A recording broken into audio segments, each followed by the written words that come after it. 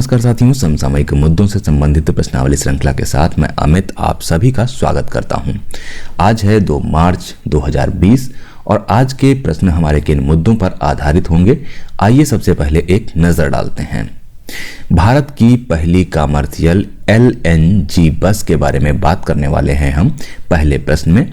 दूसरे प्रश्न में हम बात करेंगे दुनिया के सबसे बुजुर्ग व्यक्ति चित्सटू वतनबे के बारे में। हरून ग्लोबल रिसर्च लिस्ट 2020 के बारे में हम बात करेंगे तीसरे प्रश्न में। जानेंगे कि अंतर्राष्ट्रीय केला सम्मेलन का आयोजन अभी हाल ही में कहाँ किया गया।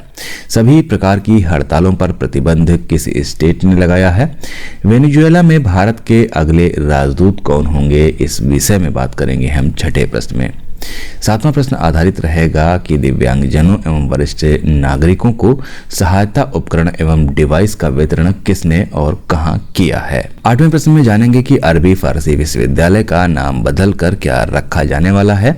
बड़ौदा स्टार्टअप बैंकिंग पहल की शुरुआत की हम बात करेंगे नवें प्रश्न में। तटीय आपदा जोखिम न्यूनीकरण एवं लोचशीलता पर राष्ट्रीय सम्मेलन 2020 का आयोजन कहां हुआ है, इस विषय में हम बात करने वाले हैं 10वें प्रश्न में। तो बात सबसे पहले भारत की कमर्शियल LNG बस की। भारत की पहली कमर्शियल LNG यानी कि लिक्विफाइड कंप्रेस्ड नेचुरल गैस बस कहां पर लॉन्च की गई। हमारे पास ऑप्शन है कर्नाटक, महाराष्ट्र, केरल और इनमें से कोई नहीं। तो इसका जो सही उत्तर है वो है केरल। भारत की पहली कमर्शियल LNG यानी कि लिक्विफाइड कंप्रेस्ड नेचुरल गैस बस कोच्चि, केरल में लॉन्च की गई। इसे पेट्रोनेट द्वारा विकसित किया गया है। यह बस एक फिलिंग में 900 किलोमीटर का सफर तय करने की क्षमता रखती है। पेट्रोनेट ने देश में 28 LNG वितरण केंद्र खोलने तथा केरल में 4 LNG स्टेशन खोलने की योजना बनाई है। LNG डीजल की तुलना में पर्यावरण के अनुकूल और लागत कुशल है।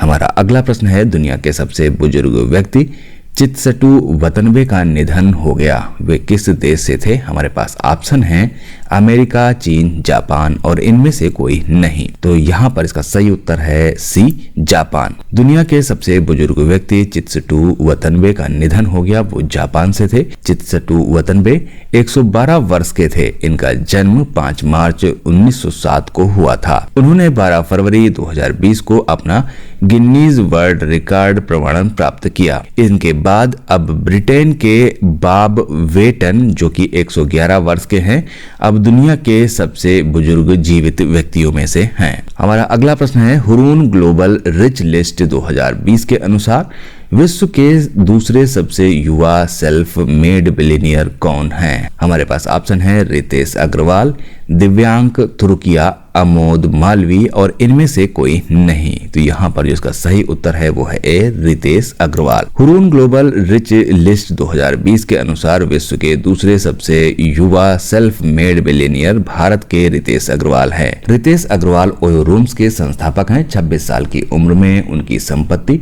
$1.1 बिलियन आंकी गई है। इनका जन्म 16 नवंबर 1993 को ओडिशा में हुआ था। उन्होंने 2013 में 19 साल की उम्र में ओयो रूम्स की शुरुआत की थी। हमारा अगला प्रश्न है हाल ही में अंतर्राष्ट्रीय केला सम्मेलन भारत में कहां आयोजित किया गया। हमारे पास ऑप्शन है कोच्चि, बंगलुरु, तिरुचिरापल्ली और इनमें से कोई नहीं। तो यहाँ पर इसका सही ऑप्शन है वो है सी, तिरुचिरापल्ली में। तमिलनाडु के तिरुचिरापल्ली में अंतर्राष्ट्रीय केला सम्मेलन का आयोजन 22 फरवरी से 25 फरवरी तक किया गया। इसका आयोजन भारतीय कृषि अनुसंधान परिषद के अधीन राष्ट्रीय केला अनुसंधान केंद्र द्वारा किया गया। यह तमिलनाडु के तिरुचिरापल्ली में स्थित है। हमारा अगला प्रश्न है किस राज्य के उच्च न्यायालय ने स्कूलों कॉलेजों में सभी प्रकार की हड़तालों पर प्रतिबंध लगा दिया है। हमारे पास ऑप्शन है उत्तर प्रदेश, केरल, मध्य प्रदेश और इनमें से कोई नहीं। तो यहाँ पर इसका सही उत्तर है केरल। केरल उच्च न्यायालय ने स्कूलों कॉलेजों में सभी प्रकार की हड़तालों पर प्रतिबंध लगा दिया है। न्यायालय के अनुसार किसी को भी उन आंदोलनों में भाग लेने के लिए बाध्य नहीं करना चाहिए जो कक्षाओं के सुचारू संचालन को प्रभावित करते हैं।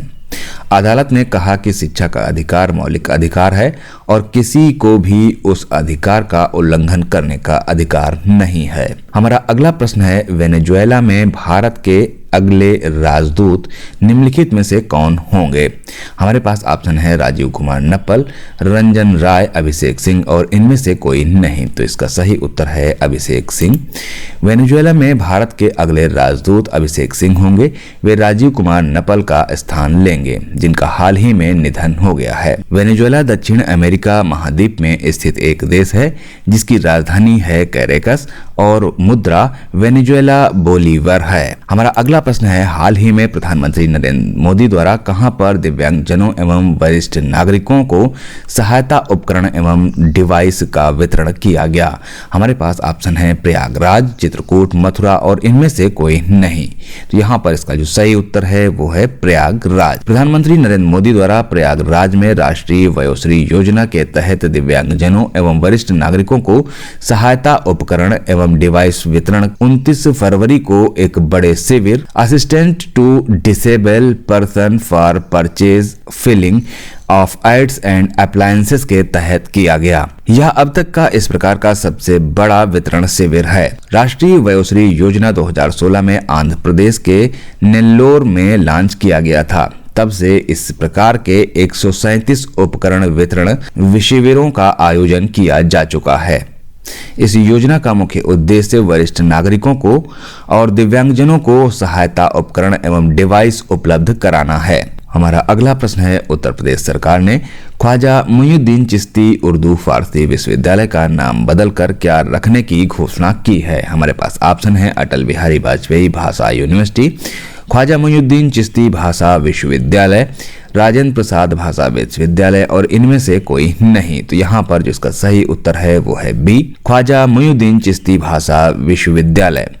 उत्तर प्रदेश सरकार ने ख्वाजा मुइनुद्दीन चिश्ती उर्दू अरबी फारसी विश्वविद्यालय का नाम बदलकर ख्वाजा मुइनुद्दीन चिश्ती भाषा विश्वविद्यालय रखने की घोषणा की है। इसके लिए राज्य विश्वविद्यालय अधिनियम 1973 में संशोधन किया जाएगा। हमारा अगला प्रश्न है, हाल ही में बड़ौदा स्टार्टअप बैंकिंग पहल की शुरुआत कितने शहरों में की गई? हमारे पास ऑप्शन है 14, 16, 15 और इनमें से कोई नहीं। तो यहाँ पर जो इसका सही उत्तर है वो है सी, 15 शहरों में। बड़ौदा स्टार्टअप बैंकिंग पहल की शुरुआत 15 शहरों में की गई है। वित्त सचिव राजीव कुमार ने बड़ौदा स्टार्टअप बैंकिंग का उद्घाटन किया। इस पहल का उद्देश्य बैंक ऑफ बड़ौदा को स्टार्टअप कंपनियों के लिए पसंदीदा बैंकिंग सहयोगी बनाना एवं अगले 2 वर्षों में 200 से ज्यादा स्टार्टअप्स को इस पहल के साथ जोड़ना है। बैंक ऑफ बड़ौदा का मुख्यालय वडोदरा गुजरात में है। इसके एमडी एवं सीईओ संजीव चड्ढा, अध्यक्ष हंसमुख अधिया एवं बैंक ऑफ बड़ौदा की टैगलाइन भारत का अंतर्राष्ट्रीय बैंक है। हमारा अगला प्रश्न है, हाल ही में तटीय आपदा जोखिम न्यूनीकरण और लोचशीलता पर राष्ट्रीय सम्मेलन 2020 का आयोजन किस शहर में किया गया?